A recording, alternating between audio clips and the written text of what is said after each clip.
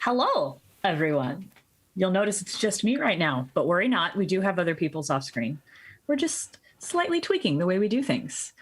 It is Thursday evening at 5 p.m. Eastern, and we are live. Welcome to Realmsmith's new show, Aftermath, a spoiler-filled show where we get to chat with the cast and sometimes Jason the DM about the aftermath of their choices. There will be spoilers tonight. You have been warned. We will try to avoid spoilers from other series, but there will definitely be spoilers for the entire 3 seasons of Into the Mist. A couple announcements before we get started. First off, of course, I want to give a huge thanks to our friends at Forged Gaming. They make amazing, really high quality tabletop accessories for players and game masters alike, and they've provided us with a discount code. So if you use the code RealmSmith20, all one word at checkout, you will receive 20% off your entire order. Jasper's Game Week is happening right now. It started on the 30th. So for those of you that don't know, this is an annual event put on by Jasper's Game Day, a charity that raises donations for suicide prevention and awareness.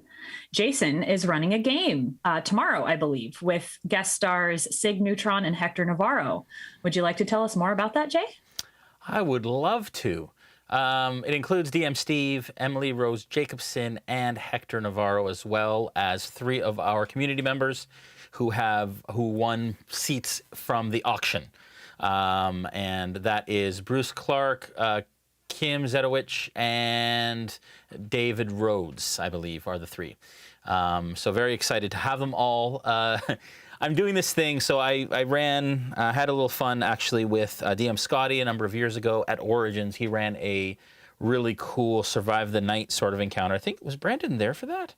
Brandon, were you part of that? Or was that Ryan, I think, on that trip? Anyways, doesn't matter. Anyways, it was really fun. It was kind of like a Survive the Night sort of thriller horror sort of thing. And so I've adjusted that play. So it's called Survive the Night is the game system. I've brought that into Dungeons and Dragons. And I've told them not to get too attached because their characters may not make it. So it's going to be fun. It's like Saw meets D&D, but not as gory. It's going to be fun. It's going to be great. That's a wonderful and terrible combination. Yeah, it's going to be great. Wait to see what you do. It's going to be a lot of fun. So definitely tune in tomorrow at noon Eastern time. We're super pumped. It's on Mini Terrain Domains Twitch, and we'll obviously host it off our Twitch as well. So super pumped. Mini Terrain Domain. Yeah. Yeah. It's got a nice roll. I like it. Mini Terrain Domain. If you want any more information about that event, check out jaspersgameday.com, or if you're on our Discord, the link is pinned in the general spoiler-free chat. Join us Monday nights on YouTube at 7 p.m. Eastern for our main title show, Into the Mist. Oh boy, these last couple episodes have been big. Last episode, the Dawnbringers recovered and returned an emerald to some old allies, vanquished a terrible ancient evil from the land, processed the death of a friend, and said hello to a new member of the Dawnbringers. If you're interested in interacting with our live streams and actually helping forge and craft the story of the Dawnbringers as they journey throughout Barovia, consider joining our Patreon, which will give you access to the role-playing portion of our Discord server. While we're in the Mists, we play as a Task of Vistani allied against Strahd and helping the Dawnbringers where we can.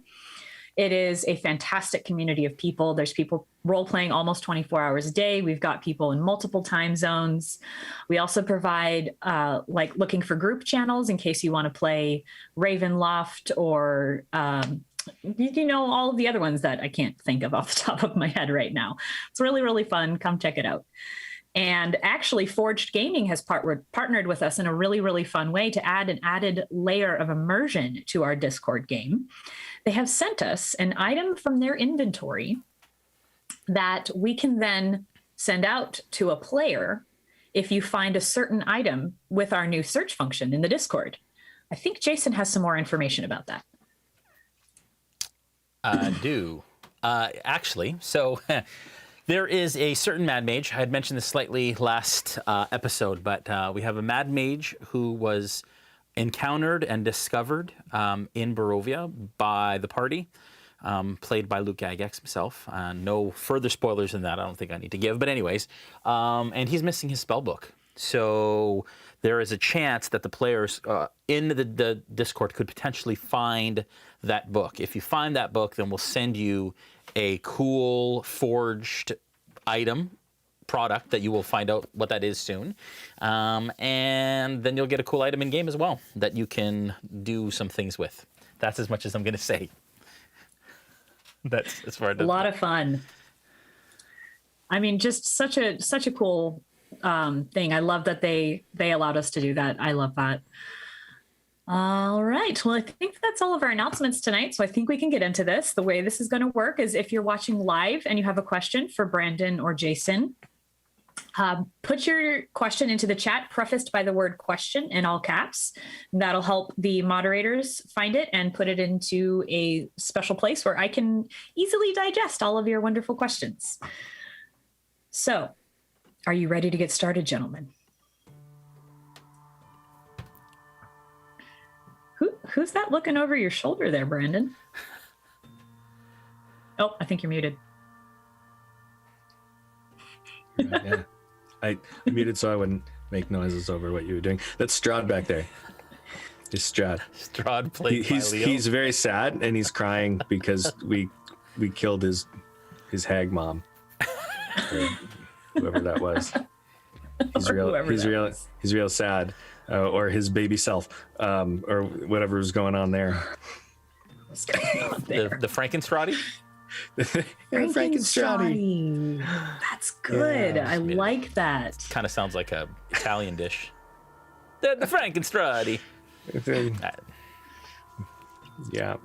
What would that be, a savory or a sweet dish, Jason? It would be savory for sure. Yeah, savory with a little bit of destruction. Oh man. Oh my goodness. It's weird. This is really, really undercooked meat. It's so bloody. Oh dear. All right, on that note, where shall we start? I'm going to start with a question from Brandon. Before we get into talking about the episode, I've been wanting to ask you this for a while, but I haven't had you on Aftermath for a little while. You have mentioned a couple times that Sterling joined a group of previously 7 minds, now 8 minds, the amalgam, so to speak. What can you tell us about these other minds?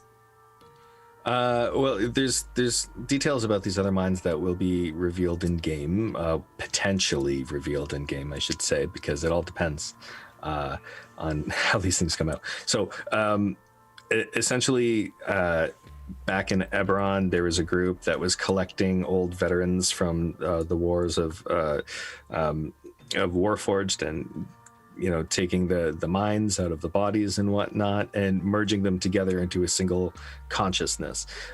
So 6 of them had been put together, but the shell that they had been building was taken to Alun, and then from there, more minds ended up becoming a part of this shell before it was even activated. And so the other voice that was happening inside of Sterling was the amalgam. And then at the end of season 2, that's when Sterling ended up joining and becoming part of the amalgam. And the amalgam kept the name Sterling, being the most recent addition to the body. If anyone else is added after, then it will take their name. So interesting. Cool. Cannot wait to learn more about those other individuals. Did you say they were just Warforged, or like people that were put into it? 6 that are Warforged, and then 1 that used to be human, and then Sterling, which was also once human, but yeah. Very cool. Yeah, I know you got to roleplay that a little bit on the Discord server, but we will see more of that in game. Yeah. Alrighty, let's see here. We have several questions left over from last week. Oh, Julian. Julian is behind the camera again today. Yeah, clearly.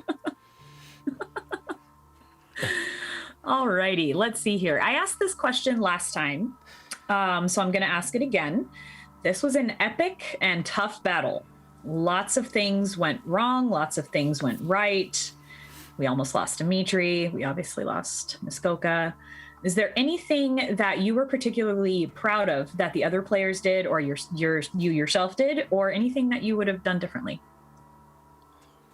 Oh man, I don't know if I would have done anything differently, because I'm not sure what else I could have done as far as saving Muskoka. And like I mean, there's argument to say I shouldn't have rolled him, and but I didn't realize that would have that he was going to get the death save on that. And honestly, he was going to get it anyway because he was inside the cloud, and I wanted to get him out of the cloud before his next turn, and that was essentially what I was thinking as a player, and Sterling was thinking like get him to safety. So it was one of those kind of things where, I mean, it's just the way the dice go sometimes, and there's nothing that the players or the DM can do about that. When the dice aren't with you, they're not with you. That's the beauty of the game. That's what makes it so random and so memorable, because it doesn't follow all the tropes. Things happen sometimes. Yeah. I was really proud of Joel last session. I think he did an amazing job with his RP. It was so touching and heartbreaking, and like we all had our heartbreaking moments, but I think his are the ones that really stood out, and they were the most palpable. And he had said afterwards on Twitter that it was something that like it really tapped into something that had affected all of us. And I think we all felt that in that moment. It just kind of brings it up, and a lot of acting is pulling from your own experiences and that pool of emotional memory that you have. So, and I think that's something that you don't plan to do it, but sometimes you just touch that nerve. Yeah. How about you, Jay? Is there anything your players did that you were particularly proud of? Yeah, I didn't foresee, just speaking back to that, I didn't foresee it kind of pulling at those strings, but it absolutely did. In that moment, I was like, wow. Like, yes, we're acting right now, but the last time we kind of experienced this all together, it was very real. And so, it was quite the experience. And I remember looking around the kind of the screen and being like, wow, this is, I didn't feel that. Or I didn't foresee that, I should say. I definitely felt it. But when it comes to like clinch moments, rope trick won the day, I think, 2 episodes ago. That was a way that everybody got up really quickly so that they couldn't get stomped. That changed the tide of the battle 100%. And so Joel really came in clutch with that one. Other moments. I mean, there's so many. Gosh, Dimitri jumping on the skull, and then everyone else piling in on top to be able to get their hits in. Like, I honestly went into that session thinking that everyone was either going to die or they'd have to take off. Like, I honestly, truly did. I didn't see a way out necessarily for the players. No, that's not true. I saw ways out for the players. I didn't see them finishing her. I didn't see them winning the day at all after the way that the session before had gone. So I was pleasantly surprised when they kind of turned it around and really did what they did, because it was pretty incredible. It was pretty awesome. It really was. And speaking to the rolling down the stairs thing, I think the hard thing for me as a DM is sometimes when, Brandon, to his credit, was kind of the only one in the turn sequence that did anything to try and help Muskoka, right? Because nobody else expected him to take that many saving throws or death saves. I keep calling it saving, that many death saves. But in doing that, with the lack of the insight check and all of that, it ended up being what it was. And so you just never know, and sometimes, you try something in D&D and it just doesn't work out the way that you'd hope to, even though your best intentions were there, right? So if it had worked out, then it could have ended differently. Who knows, right? But that's not Brandon's fault. That's not anybody's fault. That's just kind of the way the dice go, and us kind of playing the best game that we possibly can. So, and it adds story and narrative. We talked about this a million times, but yeah, pretty incredible moment. Yeah, that kind of leads me into a question that I had for you, Jay. Yeah. The Baba Lysaga encounter is one of the hardest ones in Curse of Strahd, and I think technically the party's a little low level. Yeah. For taking that on. Yeah. What was your reasoning in kind of allowing them to do that? Yeah. So early, and I guess you kind of answered this already, but did it make you nervous that that's where they were going immediately? They've been under leveled for every major encounter that they've been a part of, all along the way, and I struggle because, well, first off, they didn't really bite on some of the lower level stuff that I kind of had alluded to. They really kind of pressed the action towards some of the bigger stuff, which makes sense, right? But there's some things that they kind of didn't really pay attention to, and they kind of went over, they kind of followed some of the bigger plot points, which I provided to them, so I knew that was a possibility. And the other thing too is, again, as you reach higher levels, you're supposed to level up slower. But with Milestone, there isn't an exact science to it, except that through major moments within the story, you're supposed to potentially level up. So I've been kind of forced to not power down encounters, because I haven't really done that too much, but just be cognizant of the fact that it's a higher level encounter than the players are. And there are more players typically than it's leveled for. As we know, D&D is typically leveled for a party of 4. They have significantly more than that. And I also have felt like a lot of the encounters in the book are actually underpowered for what they're supposed to be. So we adjusted Baba, those that are number crunching at home, because I've seen some comments. She was absolutely actually dialed up slightly from where she would have been, because I felt like and Julian and I felt like a 400-year-old crone who has been in this land for this long with the power that she had was probably a bit more beefy and a bit stronger than the book states that she is. Some creative license that we actually took, for example, was, it doesn't say it in her stat block, but in her description, it says that she has skin of stone and is resistant to most powerful magic, but that isn't represented in her stat block. And I'm like, someone who's 400 years old should be resistant. I mean, that makes sense to me. And because she's a really big baddie, and it should feel like she's a big baddie. And so we've taken artistic license, like we're allowed to, because it's our D&D game. And sometimes we get beat up in the comments for it. But again, we're creating a story, we're creating a narrative, we're creating entertainment, but also creating moments that aren't always winnable. And the Dawnbringers know that they haven't always won the day. They have had to walk away from things when they're too powerful. And this was one that I wasn't sure about, but they ended up doing incredibly well, and getting through. And I think that it's a harder fought win, with great consequences, but I think it feels more important or significant because of that. And Brandon can tell me if I'm right or not, but yeah. And not to mention, sorry, that Godfrey is also very strong. So, and he's quite beefy, and the narrative doesn't intend that he's going to be part of the party when they do that. That's something that we've added as kind of a PC. So, yeah, there's a lot of. So glad you did. He's amazing. Yeah. Well, I think that we had a bit of benefit in the past as well, because we got all of that extra magic stuff through the charity as well. Yeah. From the Geeds. Oh, yeah. From the Geeds. And so that did a lot to help us. But it also stands to mention that we're pretty much tapped out of that stuff now. Like we've used up, I think we don't have much of any of those consumables left at all. And that Baba Lysaga fight used up the last of what Sterling had. He's got his sword, and that's, and his crossbow that helps out. But I mean, that's about it. Yeah. And they went in at not full strength either, which is also another crazy thing. That, the fact that they did what they did without us really pulling punches is pretty remarkable, and just speaks to our party really bringing it together and working together to make it happen.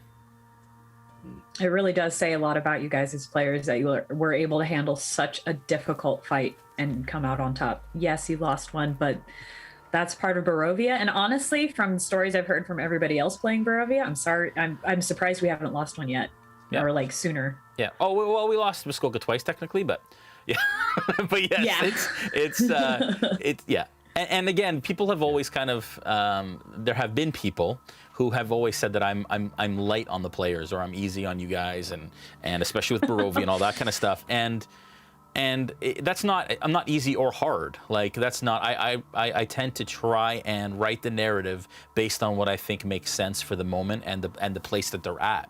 It isn't about, oh, I want people to die, or I don't want people to die. It's about, if somebody dies, it needs to feel like it's natural. And again, there's questions as to Muskoka's death too. But for me, I look back at the way that it all happened, and I'm happy. I'm happy with the way that things kind of progressed because of the story opportunities that we've had that really came out of it as well. So. Yeah, and I think there's something to be said for showmanship as well, because we are putting on a show, and there sometimes have to be narrative beats that keep the action moving in an interesting way, whereas otherwise in a tabletop games that I've played before that aren't being live streamed, you may end up having a combat that really stretches out and it kind of drags and that, but there's pressure on Jay to keep the combat interesting, so that people that are watching at home don't get bored too, so things have to change for that, and he manages that balance really, really well in a way that is not unfair to us, because it could easily go that way. So thank you. And Dave did say last week, Jay, you're really, really good at allowing them to figure out what their characters would do and then allowing them to do it. Yeah, and I think that's, again, part of what a DM is. It's not about, again, the age-old sort of old school approach was like DM versus players, and that's just not. There's a new style of DM in recent years, and that is that we're here just to build a story together. And again, Joel said this before, and even Dave has said this, that though he lost a character that's beloved, and he spent so much time investing in lots of things. I just finished painting his miniature the week before it happened, right? So we had no intention of him going anywhere. But you look back to movies, again, spoiler warning for somebody who hasn't watched a movie that's 15, 20 years older. But Braveheart, when his wife died, it changed everything, right? Like and character death, especially in movies and especially in Dungeons & Dragons, brings parties together. It's something that really, it's sometimes that glue that a party needs to kind of go, okay, this is serious.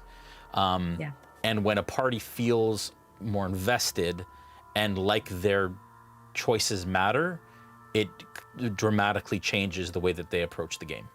And so it doesn't have to happen, and we don't want it to happen a lot, but when it does happen, it does have its I guess effects on the game that could be positive. Yeah, definitely.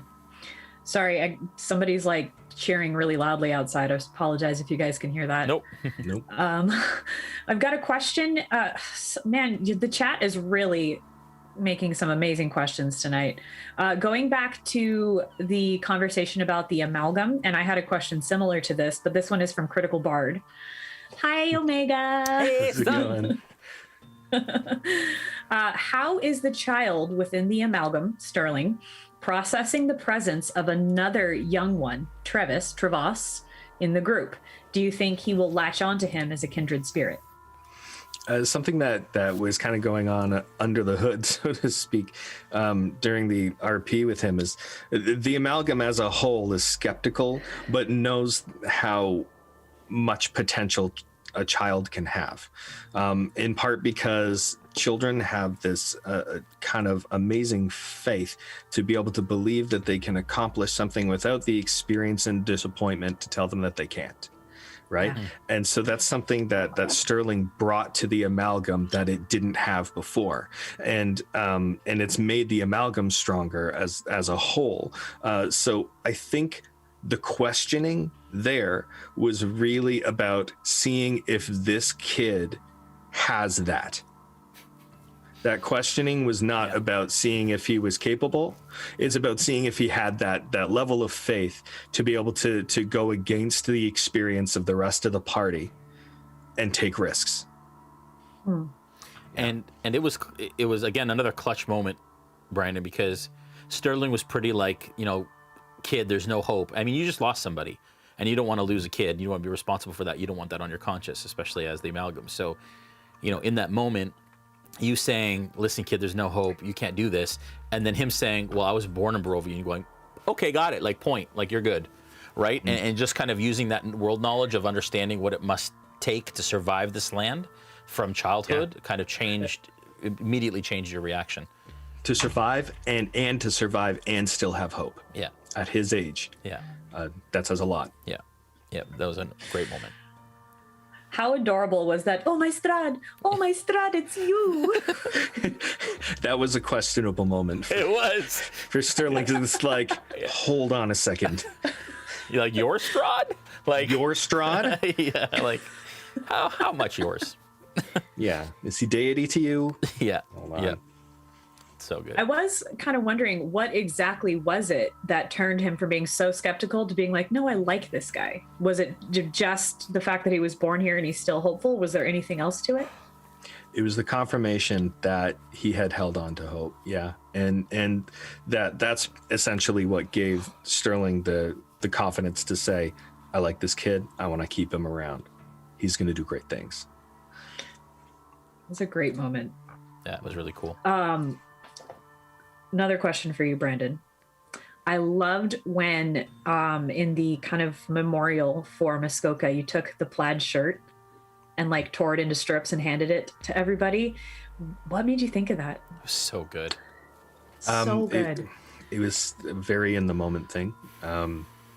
For Sterling, he had that moment where he was just with Muskoka, wrapping the body. He put the toy there, so to remember the child that Sterling once was, and he really cared for Muskoka as much as he never really let it show, and he loved Muskoka and his optimism and his positivity, and it broke his heart when Muskoka came back and was missing that. And so the guilt has been there ever since Muskoka's death, and the first time, and Sterling has blamed himself for that because he was very much part of the plan that got him in that position. And Sterling, he didn't want to let that happen again. And that's a big part of why he was fighting so hard to try and save Muskoka before it even happened. And it just turned out to be a lost cause. And so losing him twice and then losing him for good, I think that was something where he said, well, internally he said, we have to have this tie us together. And the best way to do that is with a symbol. And what symbolizes Muskoka more than plaid? So one of his plaid shirts, get the strips, put them on our arms. And I think the first time I really saw this happen in real life and it touched me was when Eddie Guerrero passed away, the wrestler. I don't know who's and that was something like wrestlers are coming out and like, yeah, I know that. And that was something that in that moment that bubbled up too. Yeah. And because I was sad about that. I loved Eddie Guerrero. Yeah, and, yeah, me too. Amazing. Anyway. My first time I ever saw that was the Death of Superman series back when I was a kid, and they all had the black band with the silver Superman logo on it. Good call. But yeah, it's so good. That was a good call. Great moment. What a great moment. I want to know where you're wearing yours so we can get the right visual in our minds. On one of the arms, I think probably the right arm. Nice. Now I have to craft little plaid bands on all the miniatures arms. Yeah, have fun painting those little lines. Yeah. Now. Yeah. Okay, so this is a question for both of you. Okay, well, first of all, Critical Bard has made it very clear that Noggins needs one of those pieces. Ooh. In all caps. Yes. So. But he'll have a bandana. Oh, around his neck. I love it. Okay, so Falfer mentioned, and I know it was just RP flavor, but he mentioned seeing an aura of plaid as the pyre was finished. If we created a spell similar to Aura of Purity called the Aura of Plaid in honor of Muskoka, what would the benefits be? Oh. Buck teeth. Yeah. Advantage on all strength checks against wood. Double damage against structures. Yeah, like you get advantage when the party leaves you alone. when you're away from the party. Your AC You goes down get- by 5 when you're away from the party. If you are being used as bait, you get these benefits. no. Oh dear, that's good. Totally doing that. Now I Oh, really man. need somebody to Oral homebrew plaid. the spell. That's good. And the Aura of Plaid was a callback to something in season 2 as well. Yeah, it was. Yeah. Oh, really? Yeah. Yep. So good. I know it's There's also fan from art like a for it. sci-fi movie, right? Oh, Going plaid. I think you're thinking of Spaceballs. They've gone to Spaceballs. plaid. Yeah. Yes. Great. That's what it is. And of course, plaid mode in a Tesla car.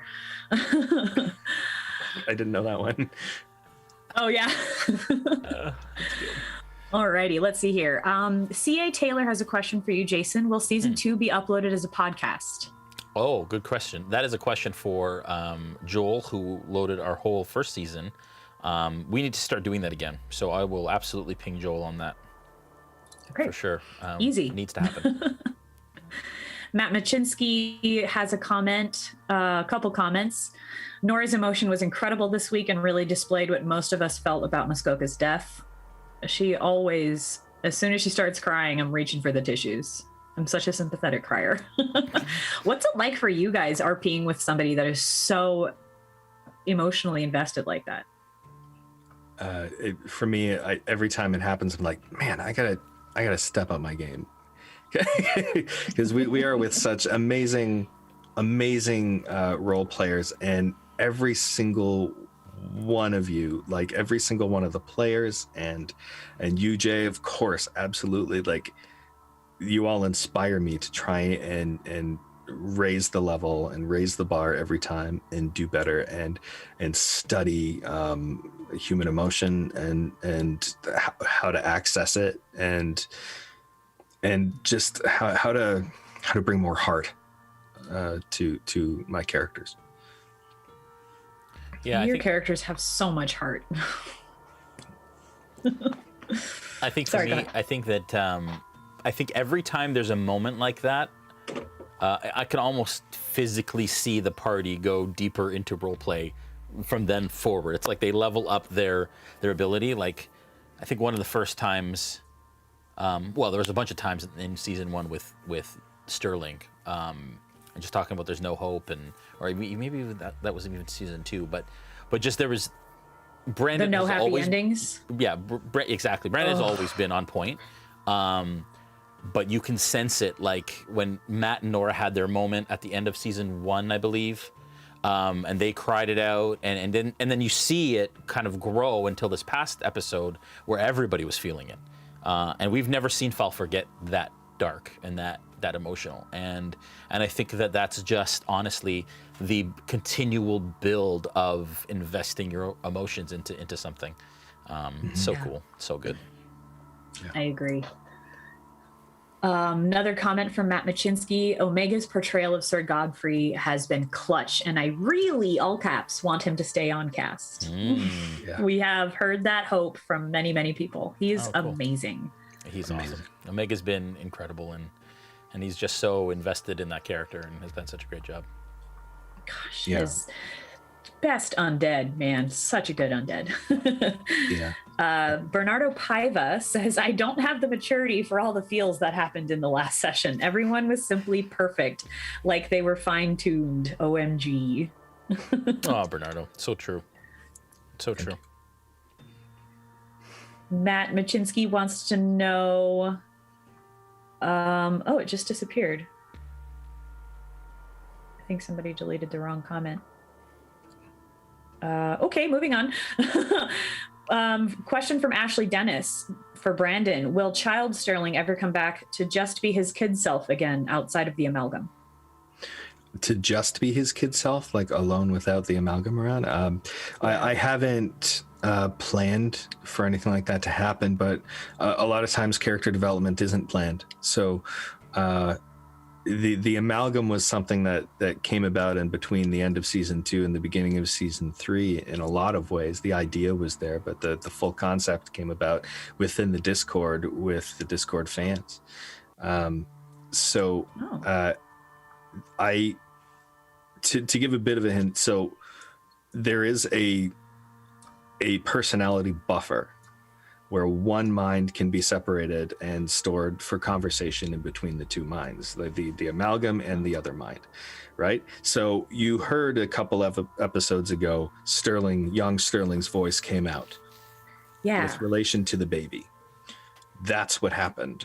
His mind was buffered and the amalgam responded, and they rejoined in combat, as part of that. So he's not in prison. He hasn't lost himself. He's joined this kind of collective mind, a stronger sense of knowledge and understanding with 753 years of collective experience across all the minds. So there's a lot going on in there.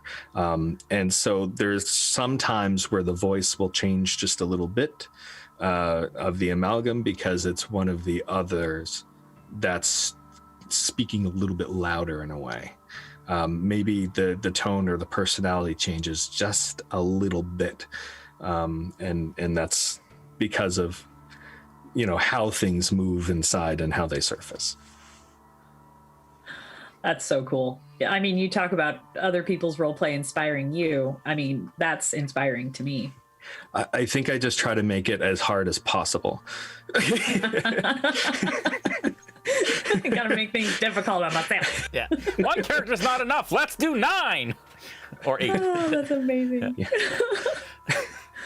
That's good. Let's see here. Okay, I've been wondering about this. As Muskoka left, he saw Morgantha right at that ethereal plane, or as Jason says it, the plane ethereal, which sounds way cooler.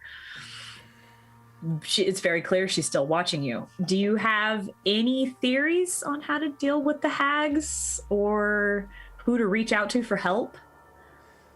I'm hoping she's scared now.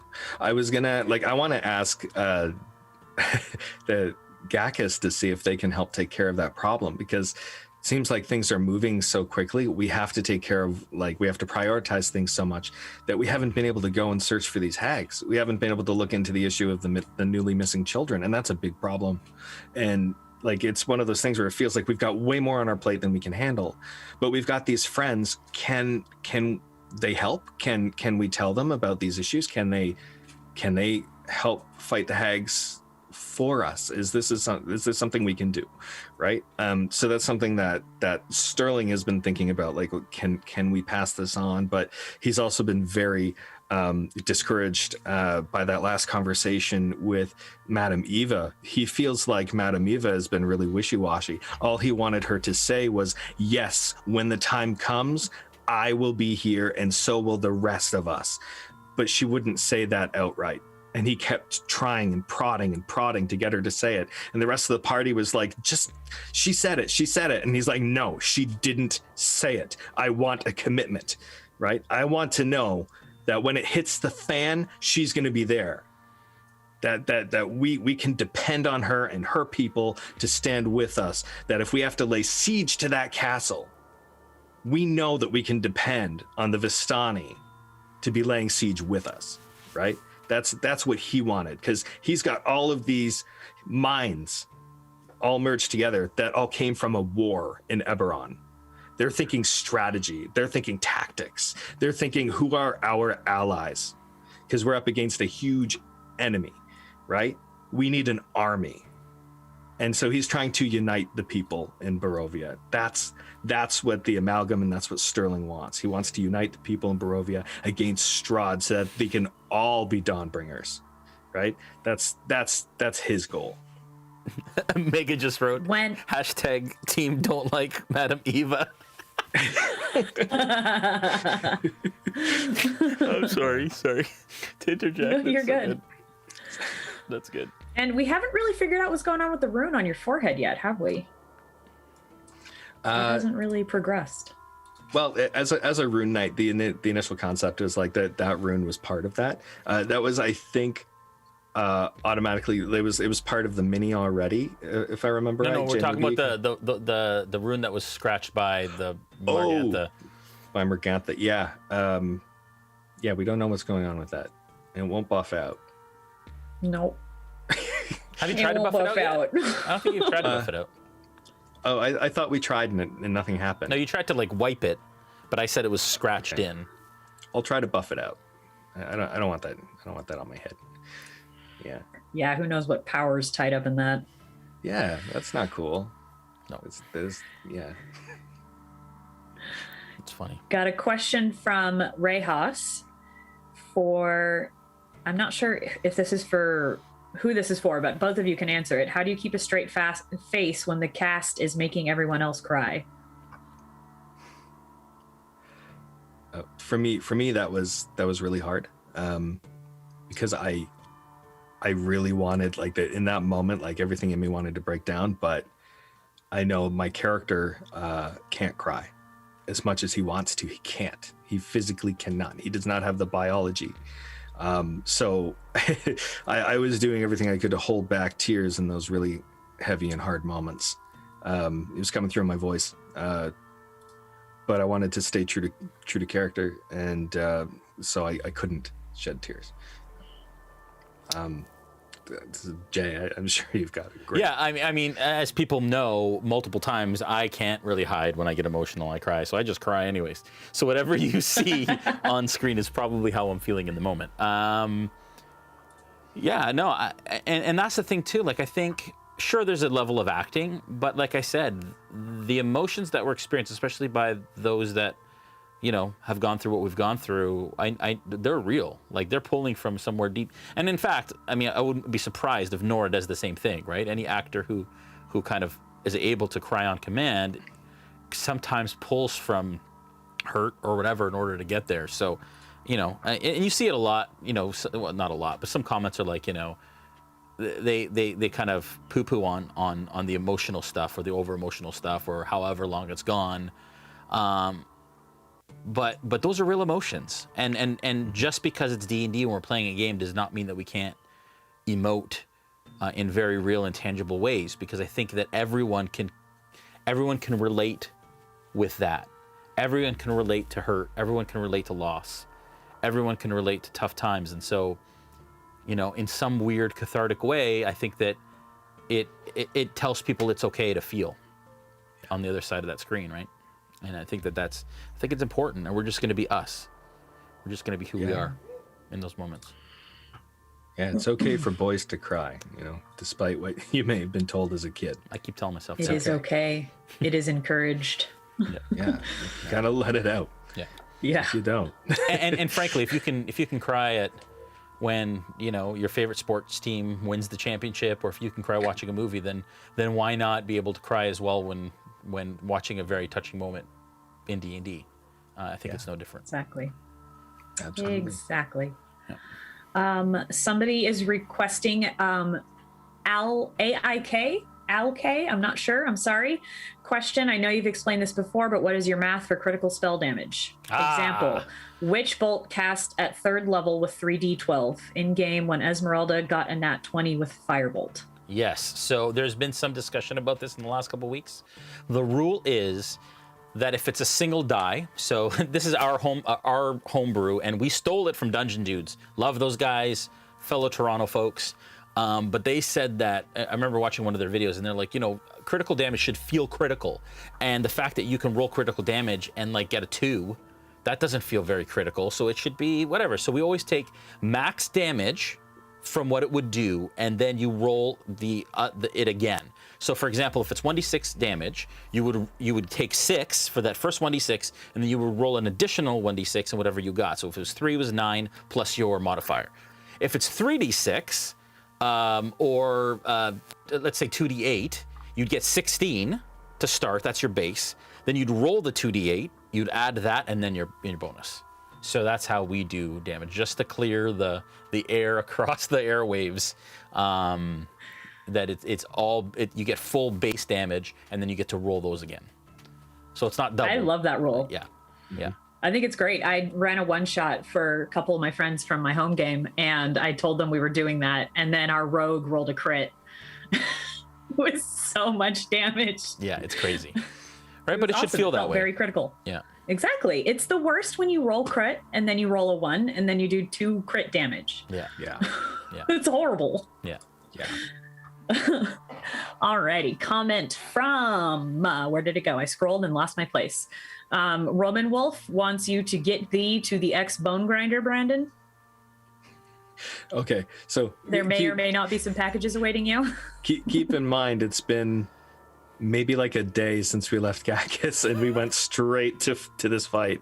So yeah, like we got to take care of business, and then I think next time we get a little bit of freedom for travel time, we might be able to stop by the bone grinder on the way, maybe. But it all depends on priority and where the narrative is going to. Yeah, we will be allowing some time for that kind of stuff soon.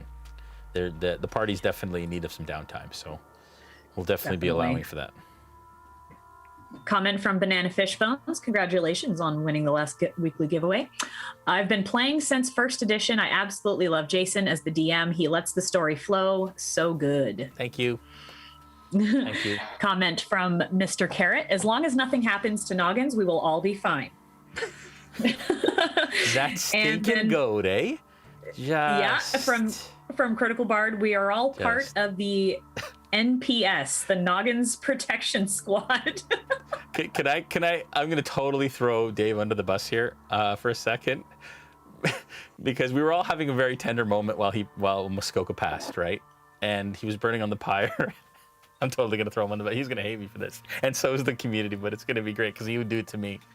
But he texted me in the middle, and he said it would be so poetic if they barbecued Noggins over my body.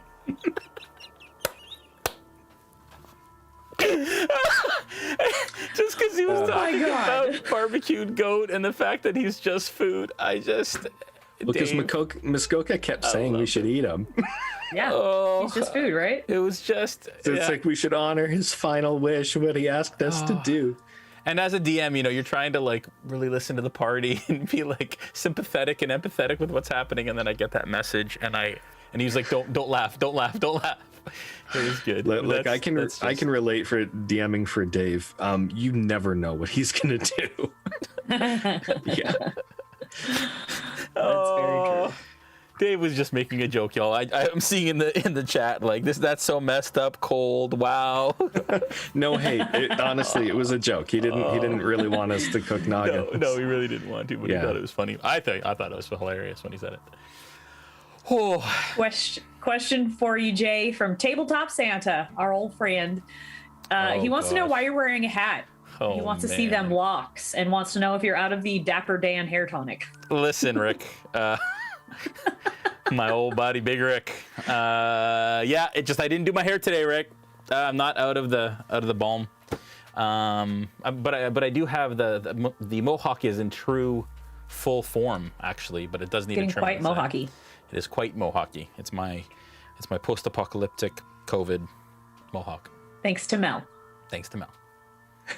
Okay, actual question from Tabletop Santa. Will Realmsmith be at Gen Con or Origins Game Fair or PAX Unplugged this year? This was also asked by Matt Machinsky. Yeah. We will see. We will go as soon as it is safe to go wherever we want to go. PAX Unplugged has been a mainstay for us for a number of years, so I didn't know that PAX was announced. Is it announced? Are we able to go to PAX? I know Gen Con was announced.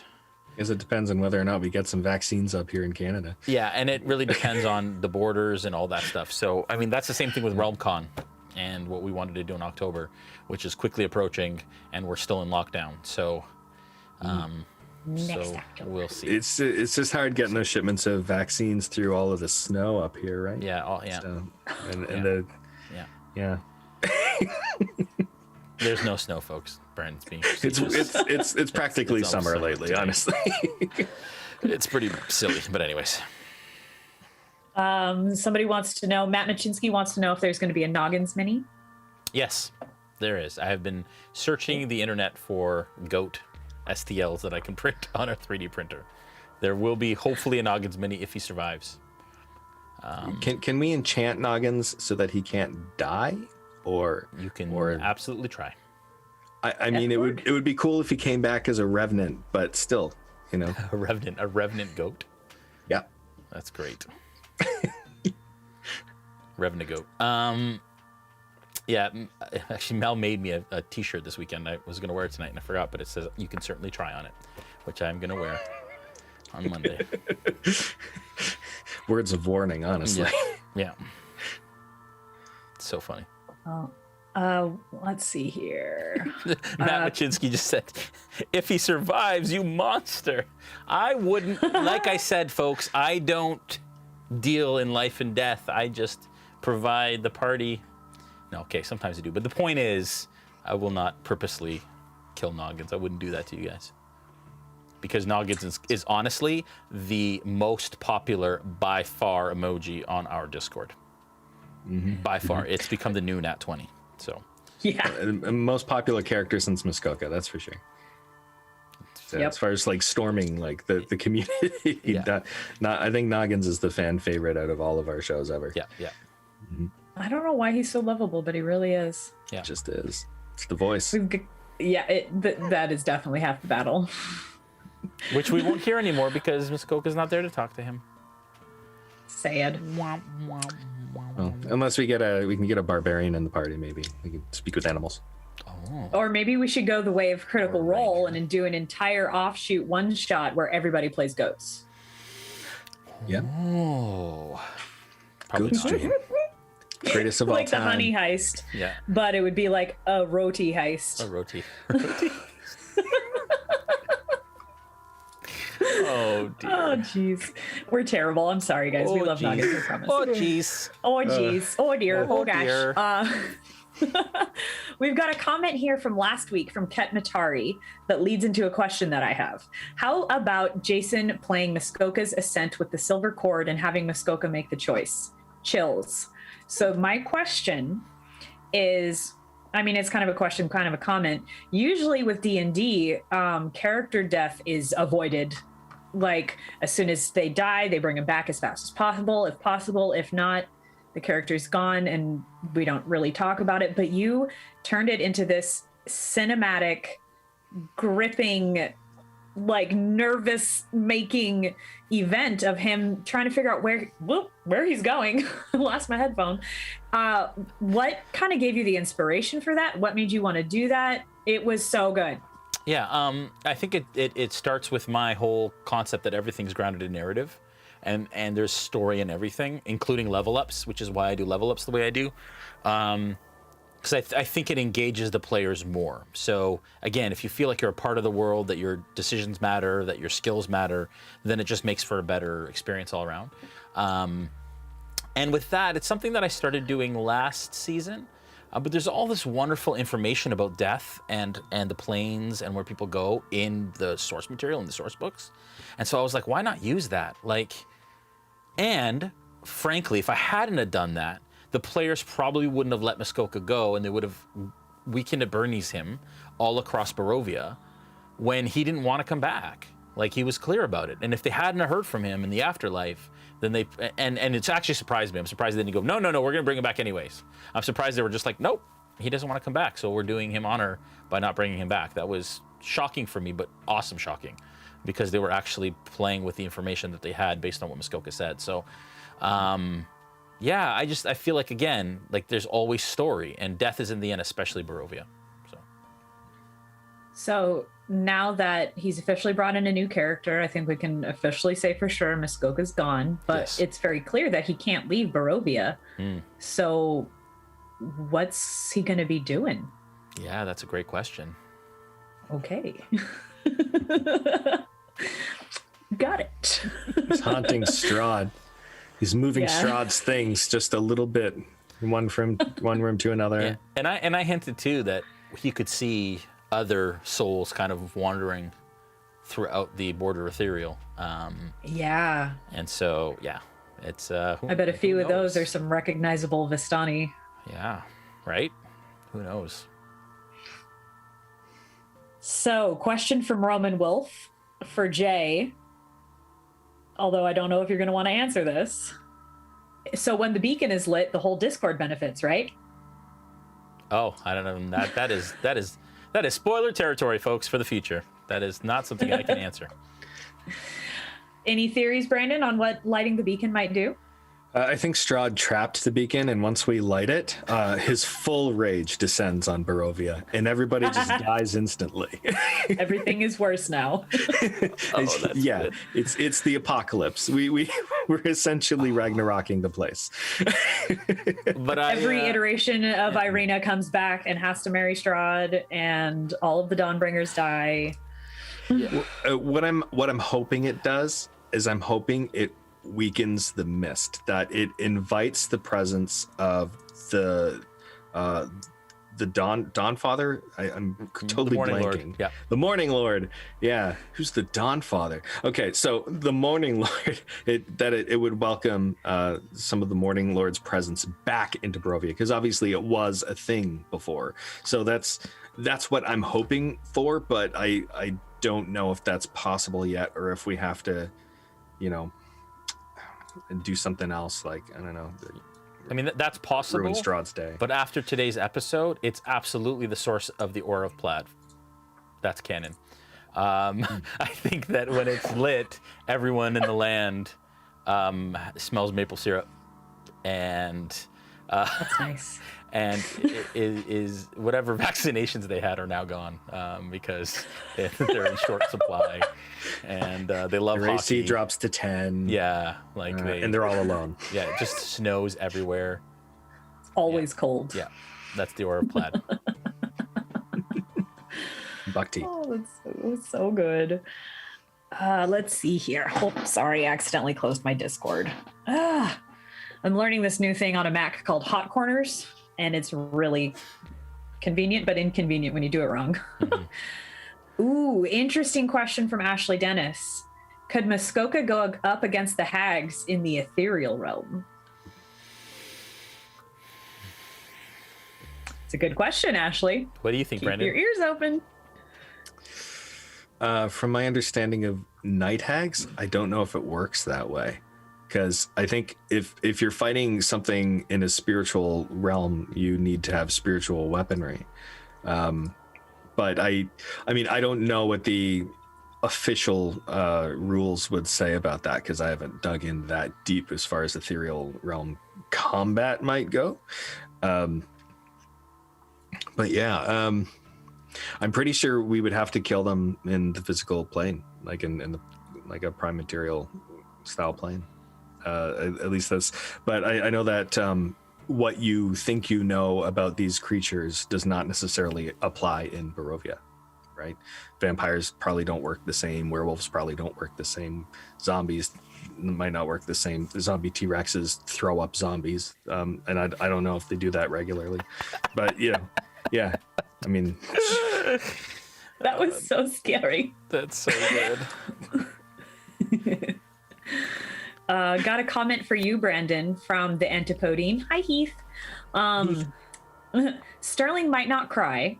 Snow has, but dude, your emotion in either game just gets me. Much love, brother. Oh, thank you. Thank you.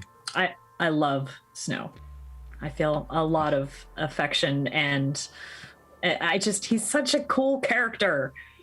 Me too. I love it. He's got so much hurt, but also so much hope, because he's fighting for that opportunity to be better.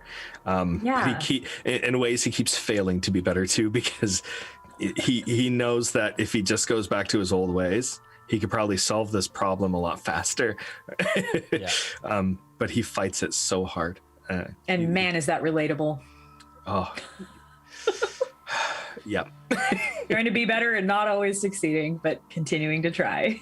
Yeah, it's so relatable. I think that's why people love him so much. He's still probably my favorite to RP, because he's just like, I don't know what he's going to do until the moment comes, and then it just floats up to the top. That's a big part of what it is to RP, is you do what floats up to the top when you're playing the character. Yep. It's hard to describe it otherwise. It really is.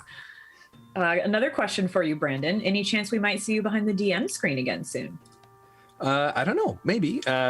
We've talked about Dragonsbane, the potential of it coming back, but scheduling is really tough, right? Especially since we just keep getting busier and busier in all kinds of ways. So I think what I would love to do with a potential, like, to resume the Dragonsbane story and bring it to its conclusion is maybe do like the occasional like one shot with some really big story beats until we just play out the rest of the story, you know? Yeah, I love that. Yeah. That would be really cool. We've had a lot of people missing the ending of that one. I haven't had the time yet to watch it. I really, really want to. Oh, there's a lot of different threads in there that that were going on behind the scenes that none of the players knew about, and I was like itching to get to them. So I think we'll be able to cross some of those off the list if we end up doing some one shots.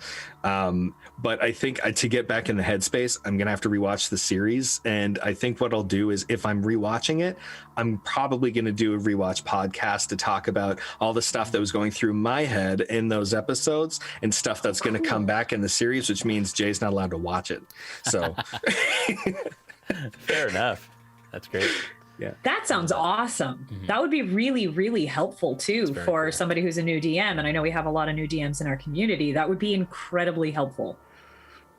Well, it's really fun to kind of like weave those threads of all these things that are happening that the players don't know about. And a lot of times some of those threads never get addressed again because the players just go a different direction. Yeah. But you can still keep the timeline going in the world because things are still changing even though the players aren't there. So that's, you know. You've done a lot of both, DMing and being a player, Brandon. Which do you prefer? Or both, or whatever? I love doing both. I think DMing is probably my favorite just because I get to be so many different people. I think that's partly what advised the amalgam is like, it's been a while since I've DM'd. So I'm like, hey, you know what? I'll just be 8 people. That makes sense. Well, you also are a writer. And so I'm sure that's a big part of it. Oh, yeah. Yeah. It's just how my brain works. That is awesome. Alrighty, let's see here. We're getting close to the end. We started a little bit late, but we do have so many good questions. Let's see here. Okay. Question from Antipodine. He is playing in an Aussie live stream today for Jasper's game day. He wants to know, Jason, or I guess Brandon as well, with your blessing, what was something Todd used to say or do and that I could weave into my character to honor him? He would always talk about a ship's deck with an Australian accent, and he would call it the dick. Oh, that's right. There was so many of those. So you could do that, or you could start with one accent and end with a different one. Well, you have to. We would tease him about that, and lovingly, of course. But if you do it, you got to do it way past its funniness. Like, like you do it not just once, you just continue to do it, and you laugh, and then nobody else laughs because you've done it now 8 times in the session. So that would take up a lot of screen time, Heath. So maybe not. Oh, swab the dick. Watch out, it's slippery. You don't want to slip on the dick. You know. Just keep it going. Oh man. You have to get the word deck in there at least every 5 to 10 words. Yeah. With the accent. Yeah, and we used to tease Todd. Love him. We used to tease Todd that his accent would always change, for like throughout time. Like he was really trying to do like a Scottish accent, but then sometimes it would like weave. So if you made a character, Heath, that like weaved between different accents, that would be incredible. That would be awesome. Yeah. Just keep skipping between Australian, Scottish, and Irish. Yeah, and just like yeah, so good. Oh, buddy, Todd. Also, best of luck. Break a leg today, Heath. Yeah, it's gonna be great. That's really fun. Let's see here. Where did it go? I keep scrolling and losing my place. Ashley Dennis wants to know, Jason, if the players do end up going back to some of those old quests that you said they mentioned, would that be an option? And how would you need to adapt them? Yes. So all of the above. Yes. Those threads are still open. Actually, in fact, some of those threads have been closed off, and the players don't necessarily know this, by the Vistani already. So Right. that's information that the players will probably get if they go back to GACUS and they have some conversations. I'm hoping that the players can spend some time in GACUS over the next little while, and some of that information can come out. But yeah, I would absolutely adjust them. Obviously, they've gone up in level, but it's also okay to come back the victorious, leveled up heroes and be stronger than you were before, and that's creates story too. And so now it's not a deadly encounter. Now it's like an easy encounter. But yeah, absolutely. I mean, we plan. Those threads aren't dead, and so they'll may morph, they may change, but they're definitely still there. So Yeah. Although I would say there's probably going to be hesitation to feel like if we feel like it's walking backward or something, because like as players as well, we're also making our decisions based on a narrative interest, and like we want to be able to take on things and choose to take on things that are going to be the most interesting to watch as well, right? Not necessarily running straight to Strahd and doing that battle now, but trying to do everything we can to be able to play out the story in a great way, and something that would be really fun to watch and play. So not to like show too much behind the curtain or anything like that, but like those are things that are in our heads as we want the show to be fun to watch. And I know when I make suggestions of what we should do next, it's always with the thought of like what's going to be the most interesting to do and see. Yeah. I wonder if the Death House is back up. I don't think it really actually burned, because that place is evil and horrible. But, yeah. All right. I think we have time for like 2 more questions. Nice. So, last question for you, Brandon. Sterling was starting to feel quite hopeful after, encountering the little kid in the Vistani camp and calling you guys Dawnbringers and finding more allies. But then we lost Muskoka. Is he still feeling hopeful, or did that kind of put a notch or a ding in his armor, so to speak? The thing about Sterling is even with joining with the amalgam, Child Sterling brought with him his values that he learned from his father. And one of the biggest things his father pushed in him is never to give up. So even with the temptation of giving up hope and the times that Sterling had broken down, he always stood back up again, because that's what's the most important. I mean, success is not the absence of failure, it's the ability to get back up and try again, try new things, and improvise on the almost successful ideas of the past, right? So for Sterling, he got so much hope from that kid, because to him, to Child Sterling that's in that mind, it was the I made it, I got to be a hero moment, right? Where before he hadn't felt like a hero yet, but now he finally got to be like, well, now I'm like one of those heroes in the books, and when Muskoka died, it was discouraging for him, but if anything, I think it cemented his resolve even further, because he had already made up his mind that I am a hero, and I am going to do everything I can to save Barovia, and I'm going to try and save as many people along the way as possible. And I'm not going to give up no matter how hard it gets. And to the very last, I will try to find a way to make the sun rise again. And that's Sterling's resolve, and that's his hope, and that's his heart. You're going to make me cry again, and you're not even role-playing. Okay, I have to ask you one more question. How do you think he's going to be different now? What do you think he's going to do to kind of honor Muskoka's memory moving forward? That is tough.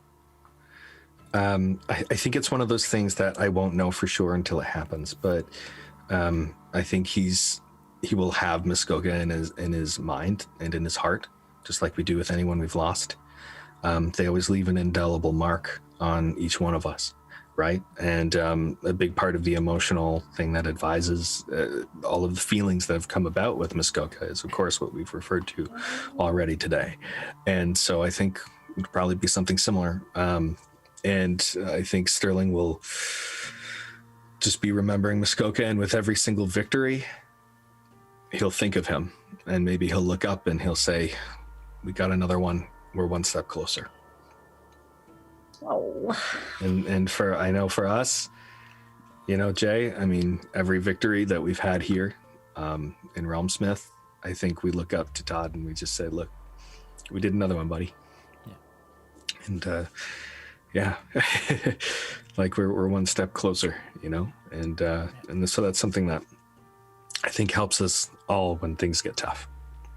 definitely. Yeah. Dang, Brandon. Sorry. Yeah, I made you cry. That's appreciate your honesty and your openness, all of you guys. I really, really do. It's really helpful to see. It's very healing. I know you guys get messages all the time from people saying, thank you for doing what you do. And I'm just going to say it again. Thank you for doing what you guys do. You guys are amazing. Thank you. Thank you. Whew, okay, last question for you, Jason. I don't think I'm spoiling anything by asking this because there were several reactions in the character builder. What is this new character you've brought in? Oh, yes. Level 18 terrifying Doombringer. Yes. So for some time now, I've wanted to create my own character that I could play in the Discord. And I have brought one of my own player characters from the past to enjoy in the Discord. So that is my own personal player character.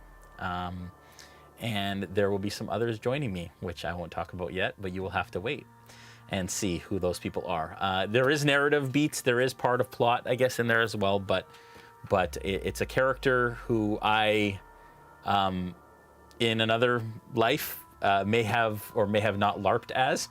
So he is me. I am him. He is he is part of my soul. And he was also featured in some of the narrative for our boxes, which they're adventure boxes. Unfortunately, that story was never released, and Brandon co-wrote or wrote most of it, and did an incredible job of bringing myself and the other characters in that order to life. So Cool. I'm just super excited and really kind of pumped to bring those characters to life again, maybe.